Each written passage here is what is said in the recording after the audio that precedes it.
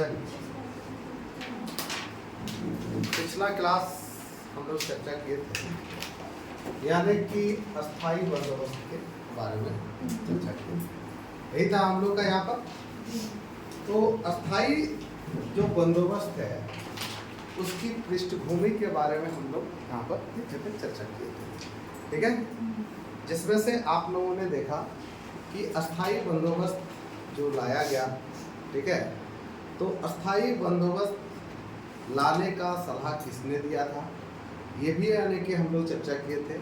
यानी कि किसने दिया था, यानी कि फ्रांसिस के द्वारा दिया गया था। तो अस्थाई बंदोबस्त जो लाया गया था 1790 में, यानी कि लॉर्ड कॉर्नवालिस के समय में लाया गया था। और आपने कल हम लोग चर्चा ये भी किए कि अस्थाई जो बंदोबस्त है इसका यानी कि लागू जो हुआ यानी कि लॉर्ड कॉर्नवालिस के समय में। और लॉर्ड कॉर्नवालिस को यानी क्या है, अस्थाई बंदोबस्त लागू करने में जो मदद किया था वो कौन किया था, जॉन सॉर के द्वारा किया गया था, ठीक है। तो इन सारे यानी कि छोटे छोटे फैक्टों पर यानी क्या है, कल हम लोग चर्चा कर चुके हैं, ठीक है। पिछला क्लास में हम लोग ये सब जितना है टोटल हो चुका है। आज यानी कि थोड़ा सा इसमें आगे बढ़ते हैं। आखिर में ये अस्थाई जो बंदोबस्त है, ठीक है, इसके लागू करने का क्या उद्देश्य रहा। आखिर में ब्रिटिश गवर्नमेंट जो अगर यदि क्या करती है, यानी कि कहीं पर भी कोई नियम अगर यदि लाती है तो ऑटोमेटिक आप ये समझिए कि वो यानी कि उसका कुछ ना कुछ यानी कि तत्कालिक उद्देश्य रहता है। बिना उद्देश्य का यानी क्या है, वो कोई वर्क नहीं करता था, ठीक है। जिसमें से आप लोग देखते होंगे यहाँ पर हम लोग जैसे चर्चा किए हैं, यानी कि भू राजस्व की अधिकतम राशि प्राप्त करना। इसका मेन उद्देश्य यही था कि यानी कि ये जो भूमि है और भूमि से यानी कि राजस्व जो होता है उस राजस्व को ज़्यादा से ज़्यादा मात्रा में प्राप्त करना, ये एक उद्देश्य रहा था। मेन उद्देश्य तो यही था कि यानी कि ज़्यादा से ज़्यादा यानी कि राशि यहाँ से प्राप्त करना, ठीक है। भारत में ऐसे समर्थक वर्ग का भी निर्माण करना था उसका, जो जिसके हित यानी कि ब्रिटिश सरकार के साथ जुड़े हुए, ठीक है। तो ये भी इनका एक उद्देश्य था कि किन लोगों को यानी कि एक ऐसा समर्थक वर्ग भी चाहिए था। किसको चाहिए था, यानी कि आपका ब्रिटिश को एक समर्थक वर्ग भी चाहिए था, जिससे क्या है ब्रिटिश सरकार क्या करे, अपने उद्देश्यों के को पूरा कर सके, ठीक है ना। और शासन में याद रखेगा ब्रिटिश के सहयोगी भी वो लोग बनेंगे। अगर यदि हम क्या करेंगे, किसी को कुछ यानी कि अच्छा देंगे तो ऑटोमेटिक वो मेरा सहयोगी बनेगा कि नहीं बनेगा। तो उसी तरह से इसने यानी कि अस्थाई बंदोबस्त के तहत यानी कि ब्रिटिश यानी कि ईस्ट इंडिया कंपनी यही चाहती थी कि एक ऐसा यानी कि समर्थक वर्ग का निर्माण करना चाह रही थी, जिससे यानी क्या कर सके, यानी कि उसका शासन तंत्र में क्या इसका यानी कि आपका ईस्ट इंडिया कंपनी यानी कि ब्रिटिश सरकार का क्या है, सहयोगी बन सके, ठीक है। तो ये चीज इसमें लाया गया, ठीक है। और प्रशासनिक जितने भी कठिनाइयों हैं उससे बचते हुए अपने आर्थिक हितों को पूरा करना था।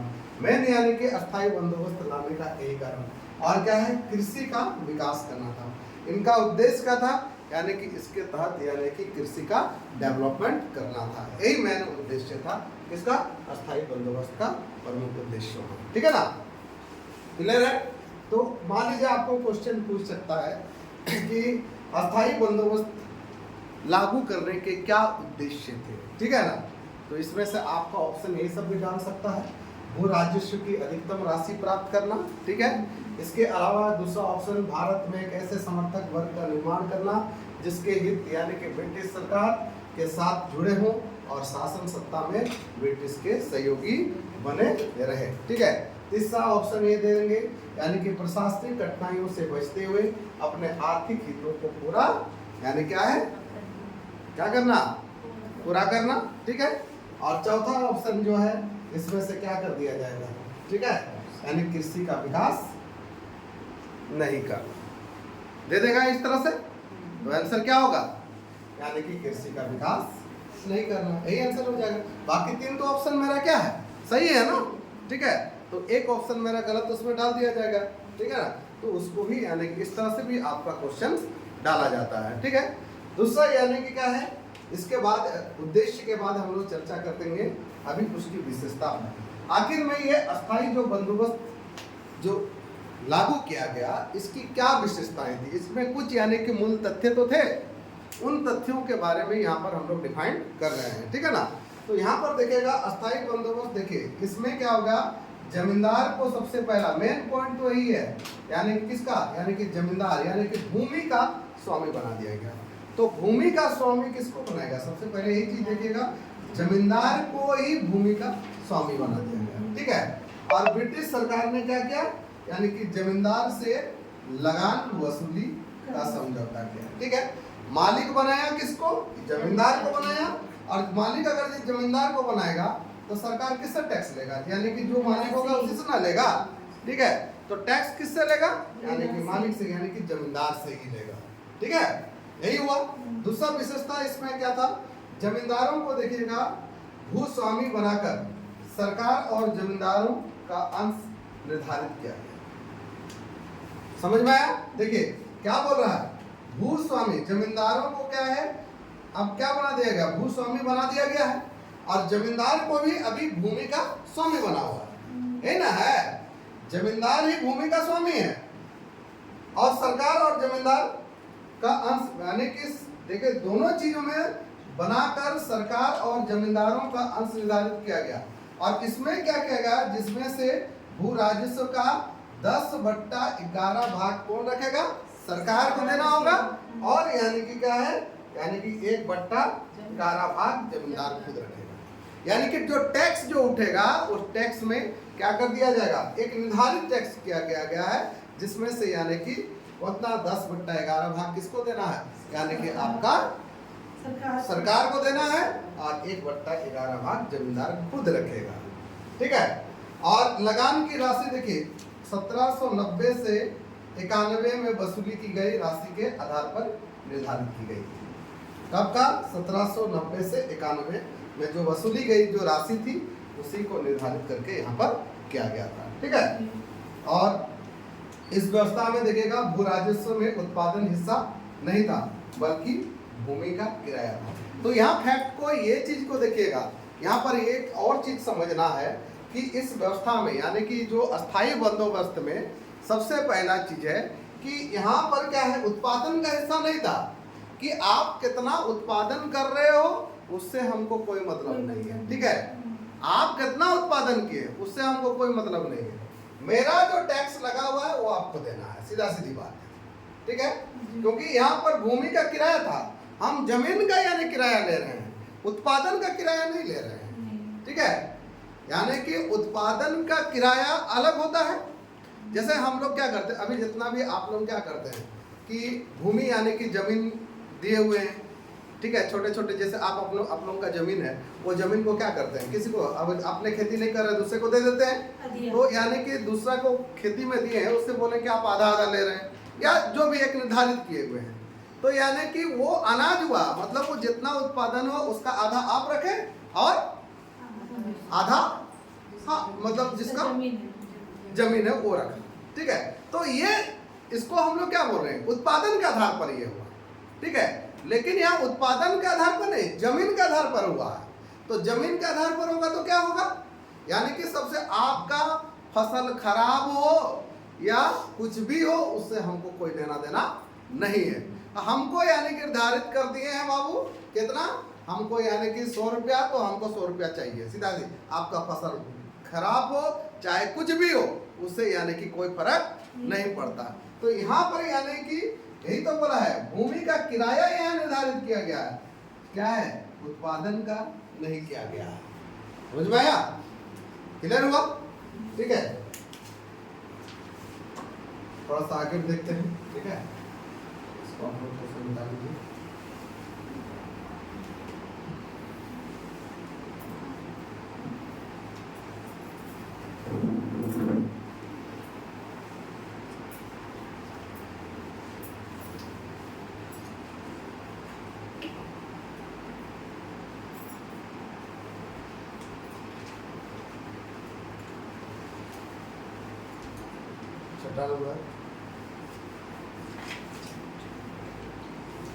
जमीन को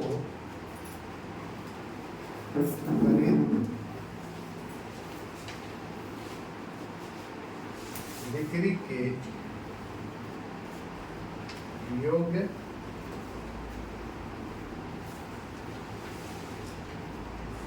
बना दिया है। इस व्यवस्था में ये चीज को भी रखेगा।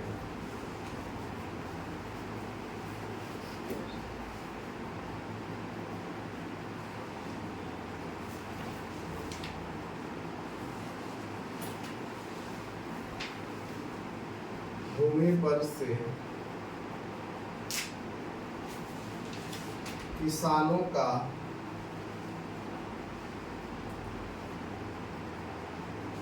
अधिकार समाप्त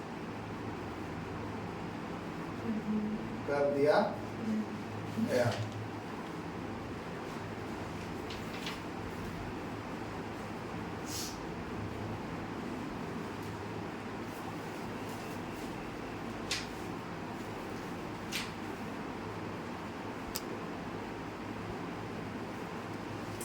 ठीक है,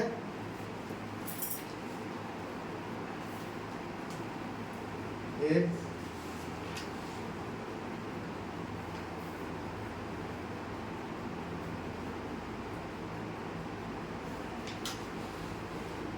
लाया गया।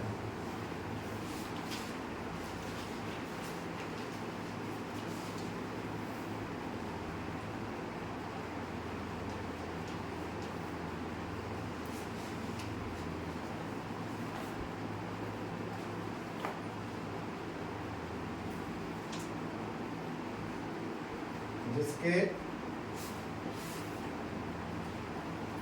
तहत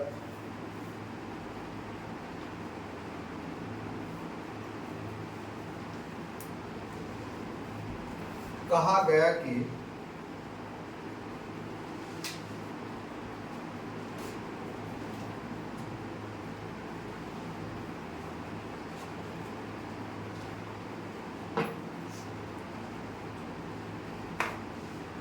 एक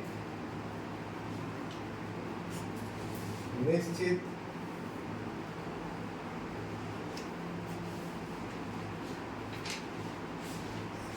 तिथि के सूर्यास्त तक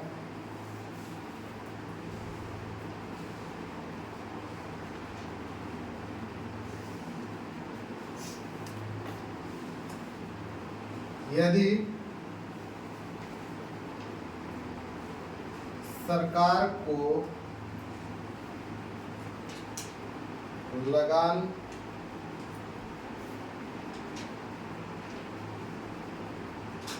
नहीं दिया गया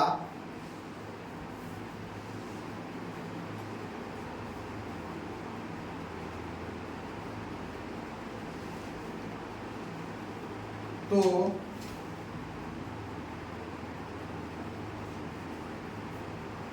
जमींदार के विरुद्ध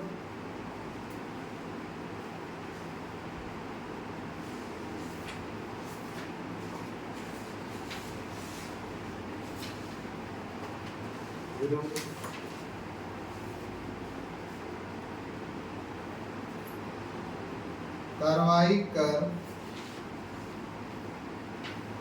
उसके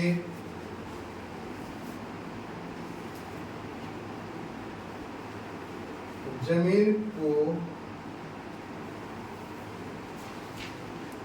नीलामी कर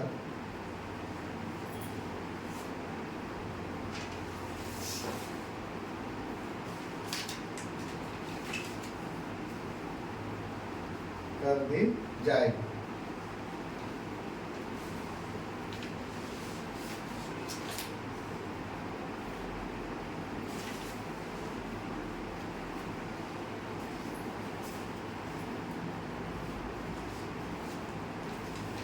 अस्थाई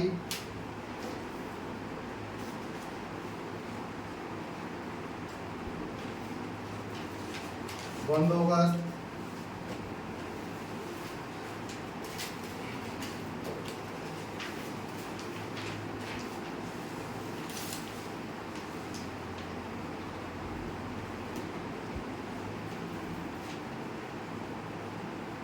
कुल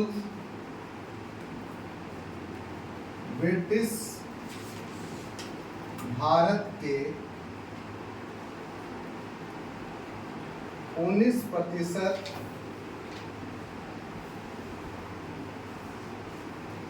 भूभाग पर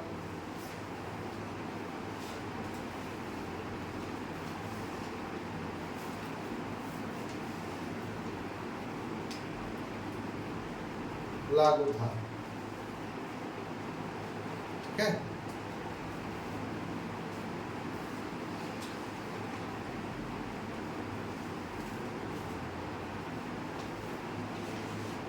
जिसके तहत बिहार,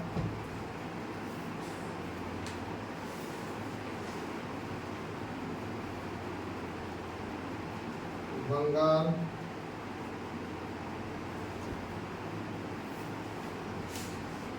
उड़ीसा,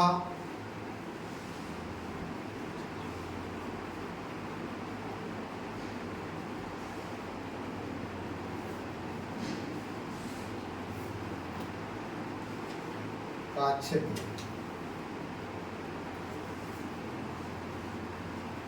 जल्दी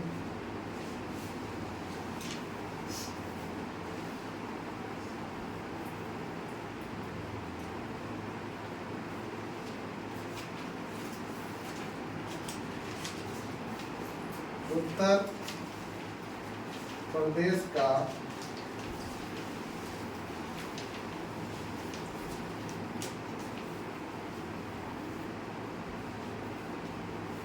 इसमें उत्तर प्रदेश का बनारस डिवीजन भी आता है। ठीक है ना,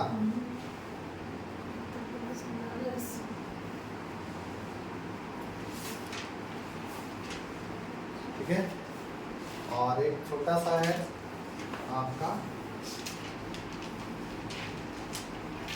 उत्तरी कर्नाटक का क्षेत्र। ये सब में यानी कि अस्थायी बंदोबस्त की शुरुआत की है। हो गया?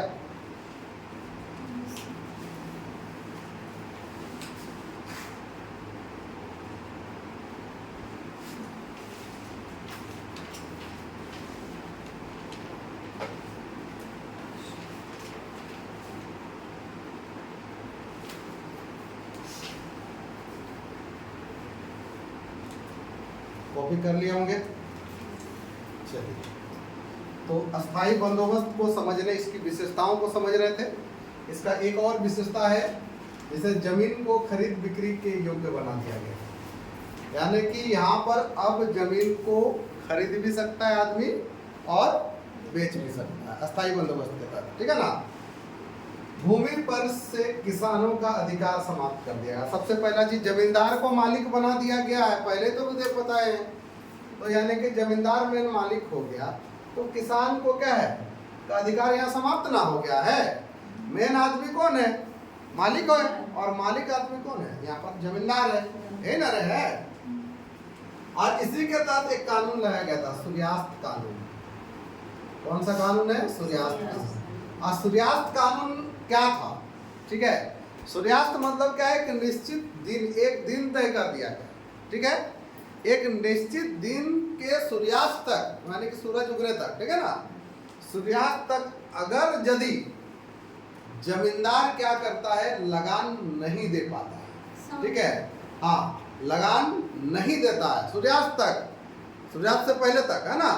अगर यदि नहीं दे पाता है, तब ऐसी स्थिति में उसकी संपत्ति का नीलामी कर दिया जाएगा। मतलब उसका जो जमीन है ना, उस जमीन का नीलामी कर दिया जाएगा और उससे ही यानी कि टैक्स की भरपाई की जाएगी। तो यही कानून था आपका, सूर्यास्त कानून बनाया गया था। ठीक है ना।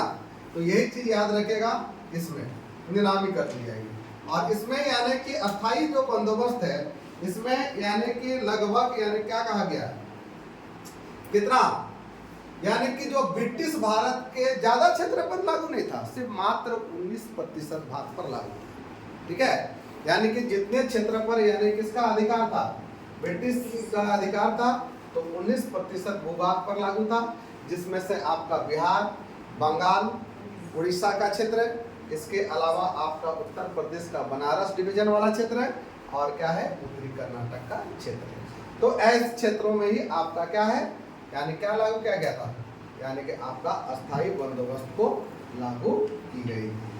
ठीक है, ये समझ में आ गया होगा आप लोगों को। ठीक है, जिसमें से आप लोग विशेष करके देखते होंगे कौन सा भूभाग पर, यानी कि यहाँ पर अगर ये देखते हैं तो क्षेत्र और एरिया से अगर यदि रिलेटेड है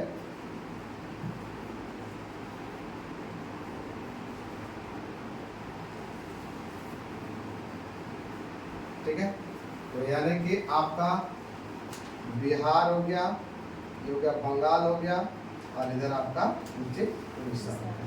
तो ये यानी कि आपका बिहार, बंगाल और उड़ीसा, इसके अलावा उत्तर प्रदेश का ये वाला क्षेत्र नीचे वाला,